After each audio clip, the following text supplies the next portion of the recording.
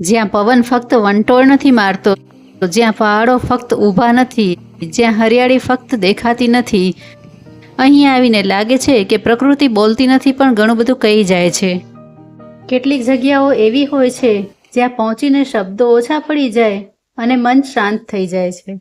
ઓસમ hill એવી જ એક જગ્યા છે. ઉપર ચડતા ચડતા શ્વાસ જરૂર ફૂલે, પણ વ્યૂ જોઈને લાગે, હા ભાઈ, મહેનત વસૂલ. ઓસમ પર્વત રાજકોટથી અંદાજે 100 થી 110 કિલોમીટર દૂર આવેલો છે. કાર અથવા બાઇકથી સરળતાથી આવી શકો છો. રસ્તો સુંદર છે અને સફર પણ એટલી જ યાદગાર બની રહેશે. ફોટા પાડવા માટે એટલી સરસ જગ્યા છે ને કે ગેલેરી ભરાઈ જાય પણ મન નથી ભરાતું. તો જો તમને નેચર અને ટ્રેકિંગ ગમતા હોય તો ઓસમ પર્વત તમારા માટે જ બન્યો છે.